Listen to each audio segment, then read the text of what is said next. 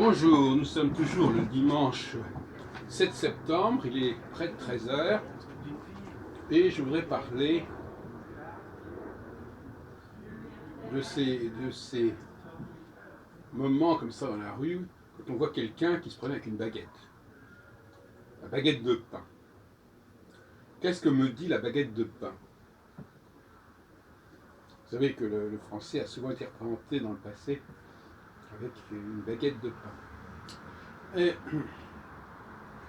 moi j'ai un réflexe de rejet quand je vois quelqu'un avec une baguette de pain. De manière générale, d'ailleurs, je n'aime pas trop les boulangers, ni les pâtissiers, ni tous ceux qui font des produits ambigus. Car la baguette de pain est un produit ambigu. Qu'est-ce que c'est la baguette de pain? C'est un contenant ou un contenu?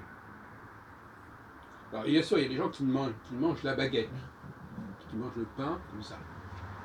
Mais dans bien des cas, alors on pense au sandwich évidemment, on ouvre la baguette et puis on y met dedans des choses.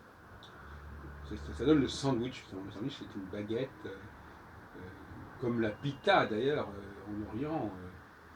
C'est un pain qui s'ouvre pour contenir, pour remplir, pour se remplir justement d'un produit qui va lui donner du goût.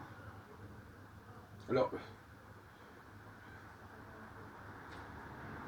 bon, pour moi, la baguette est toujours un signe de façon d'une société de pénurie. Pour moi, manger du pain, c'est un pis-aller. On mange du pain parce qu'on ne peut pas manger autre chose. Ou du moins, on ne peut pas manger autre chose dans des quantités suffisantes. Donc on va agrémenter le pain d'un petit peu de jambon, d'un petit peu de saucisson, d'un petit peu de... On peut mettre n'importe quoi dans le pain d'ailleurs. Un contenant universel. Tout ce qui se mange peut se mettre à l'intérieur du pain. Et on peut aussi se servir du pain pour accompagner un plat à table. Des gens qui saucent leur assiette, et qui ça se fait de moins en moins. Le pain servait en quelque sorte à nettoyer son assiette. Donc c'est un produit ambivalent qui est à la fois consommable, mais qui sert aussi à consommer. C'est à la fois médium et message, contenant et contenu. C'est vrai aussi pour le hamburger, mais le hamburger, c'est plus évident que le hamburger, ça ne se mange pas comme ça. Le pain de hamburger, il a une fonction de contenant évident, mais néanmoins, pour moi, ça ne change rien au fait, ça ne change rien au problème. La présence du pain dans la nourriture est un problème, de toute façon. Pourquoi faut-il manger du pain? Parce que ça vient, comme je dis, compenser, compléter d'autres produits en quantité insuffisante qui ne remplit pas le ventre, qui ne assouvit pas la faim. En fait, le grand problème, c'est le contexte. Dans une société qui nous fournit suffisamment de produits frais,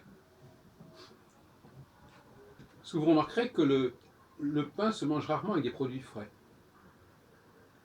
La charcuterie, ce n'est pas un produit frais. Dans une société qui produit suffisamment de produits frais, qu'on appelle les produits du marché, on ne voit pas pourquoi on mangerait du pain.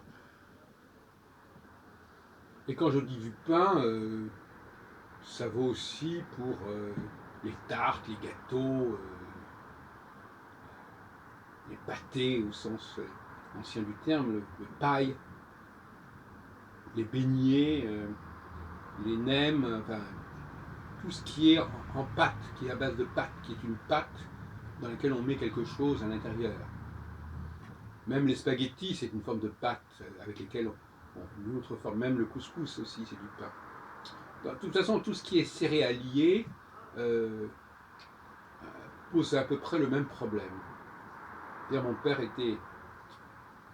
fait toute sa carrière à l'Office interprofessionnel, national interprofessionnel des céréales, qui a été fondé en 1936, avec le Front populaire. Et il y est resté jusqu'en 70, la date de sa mort. Donc pendant 34 ans. Donc,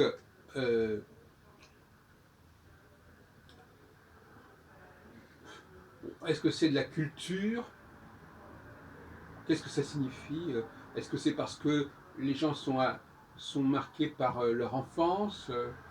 Dans leur enfance, parfois, il n'y a pas beaucoup d'argent, pour toutes sortes de raisons, on mangeait beaucoup de pain. Par exemple, quand un barbecue, par exemple, on n'a pas besoin de pain pour manger. Pour manger des viandes grillées, on peut manger directement avec la main. Alors justement, le pain, c'est aussi ce refus de toucher le produit. Le pain fait interface entre nous et le produit. Si je mets de la viande dans du pain, dans du hamburger par exemple, dans des petits pains, je ne touche pas la viande. Je ne la touche pas, à la limite je ne la vois pas. Donc, mais je la goûte. Enfin, je la sens, je la goûte.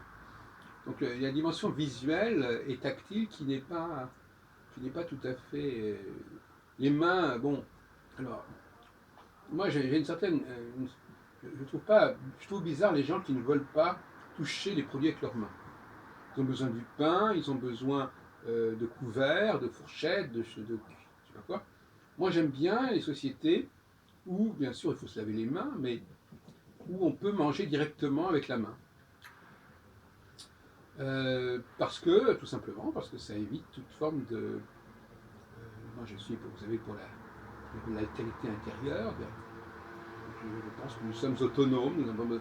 Plus on peut éviter d'utiliser des objets, et le pain est un objet, mieux ça vaut. Je préfère utiliser ma main que du pain. Même si c'est ma main qui va prendre le pain, il va y avoir un truc de plus, je ne vois pas très bien l'intérêt. Même que si je tiens une fourchette, je tiens avec ma main, mais je préfère que ma main touche directement le produit. Donc le pain représente cette espèce de réticence à toucher le produit lui-même, une sorte d'aversion pour quelque chose qui est frais, même si c'est déjà cuit. Et même à la limite, si je mange. Il est clair, quand on regarde la plupart des cuisines nationales, en Angleterre, en France, en Italie, ailleurs, ce sont des cuisines à base de choses très pauvres. Ce sont des cuisines qui ont été inventées dans la pénurie, des cuisines de substitution. On pourrait même demander si la cuisine n'est pas une affaire de substitution. Quand un produit est valable par lui-même, il n'y a pas besoin qu'on fasse tout un travail à son sujet. Il se mange tout seul, il se mange tel quel, il peut manger tel quel avec les mains. Il n'y a pas tout ce cérémonial de la préparation, et puis après on ne peut pas toucher directement. Enfin, ça me paraît d'une lourdeur effarante tout ça, et suspecte finalement. Mais en même temps, il y a une culture, ça prend du temps, il y a quelque chose, il y a une ingéniosité, il y a un savoir-faire qui existe et qui souvent est important pour les gens. Ils ont un savoir-faire, ils veulent l'utiliser. Mais en même temps, ça se fait aux dépens de notre, ce que j'appelle notre altérité intérieure, c'est-à-dire notre capacité à nous servir nous-mêmes de nos mains, de notre bouche, même, à la limite, même si c'est un côté un peu animal. On peut très bien imaginer quelqu'un qui, comme on fait pour le poulet par exemple, qui brandit un morceau de viande et puis il le mange avec ses dents, sans avoir besoin D'ailleurs, c'est ce qui se fait avec le hamburger quelque part. Généralement, dans les McDonald's ou ailleurs, on ne vous donne pas de couvert. Le pain sert de couvert, donc quelque part, ça veut dire qu'au fin de compte, on mange avec sa bouche. On ne découpe pas le produit avec des couteaux, on le découpe avec ses propres dents. Donc il y a là toute une rencontre, toute une cohabitation, toute une promiscuité entre le contenant et le contenu, entre l'altérité extérieure et l'altérité intérieure. C'est-à-dire, on demande à quelqu'un de faire la cuisine, on va au restaurant, on prépare les choses, etc. Au lieu tout simplement de se servir directement, self-service, de manger des produits qui sont tout de suite abordables, comme un fruit, par exemple. Pour moi, je vois souvent quand les enfants mangent des croissants ou des viennoiseries, je me dis, est-ce qu'ils mangent assez de fruits? Et pourquoi au lieu de leur donner des fruits bien mûrs, bien sucrés, on leur donne des tartes, des gâteaux, des gâteaux secs, des fruits secs.